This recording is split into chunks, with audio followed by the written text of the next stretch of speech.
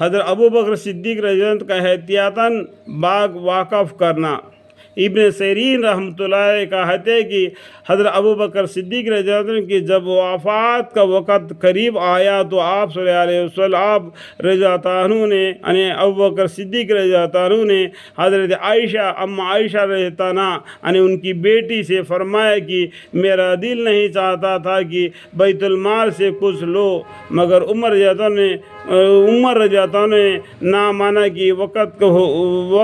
ہوگی اور تمہاری تجارت کی مشغولی سے مسلمانوں کا حرج ہوگا، اس مجبوری سے مجھے لینا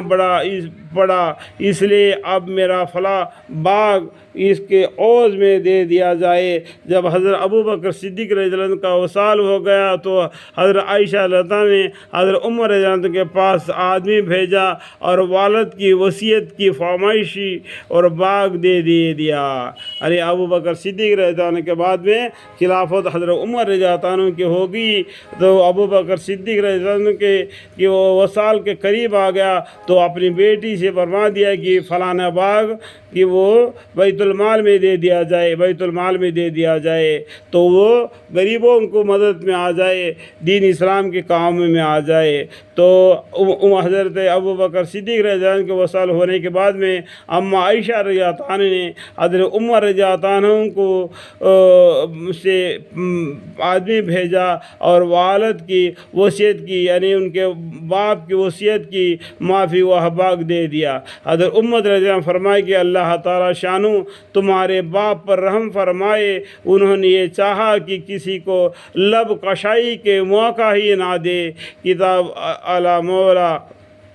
غور کرنے کی بات ہے کہ اول تو مقدر ہی کیا تھی جو حضرت ابو بکر صدیق رضی اللہ عنہ نے لی، اس کے بعد لینا بھی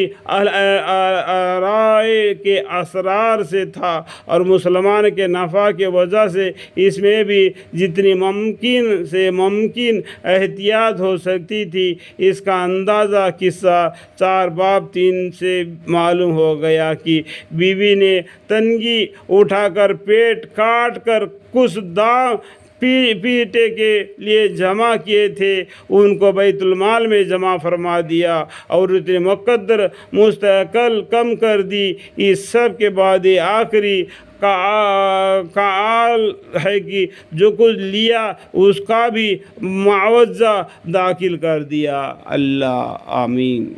پیغمبر حضرت ابو بکر صدیق رضی اللہ عنہ نے جو مال بیت المال کے ذریعہ ان کے گھر میں آتا تھا اس میں سے تھوڑا بہت بچا کر ان کی بیوی نے تو کہہ دیا کہ وہ خود میٹھا کھانے کا دل کرتا ہے تو میں نے روزانہ جو کھانا ہم کو ملتا ہے اس میں سے تھوڑا سا نکال کر رکھ دیا، یہ رقم سے کچھ ہمارے لیے میٹھا لے آؤ۔ تو ابو بکر صدیق رضی اللہ عنہ کا کیا جس طریقے سے آپ نے اپنے پیٹ کاٹ کر وقت نکال دیا اسی طریقے سے آگے وقت اس طریقے سے نکال دو، ایسا اپنے کمی کو کم کر دیا اور بیت المال میں واپس کر دیا۔ اس سے پہلا بھی ایک حصہ آپ کو پڑھ کر سنایا گیا، یوٹیوب چینل میں رکھ دیا گیا۔ کہنے کا مطلب کیا ہے، صحابہ اکرام رضی اللہ عنہ نے تھوڑا سا بھی زیادہ مال اپنے بعد دنیا میں رہنے کو پسند نہیں کرتے، جتنا تھا ان کے ساتھ ہی ختم ہو جائے اور اللہ و معلوم۔ باقی آگے ہم زیادہ نہیں سمجھنا چاہیے کہ ان صحابوں کی اتنی ڈر تھی کہ اپنے پیچھے کوئی مال نہ چھوڑ جائے کہ جس کے ذریعہ اللہ کے ہاں پکڑ ہو۔ اللہم اغفر لی، اللہم اغفر لی، اللہم اغفر لی۔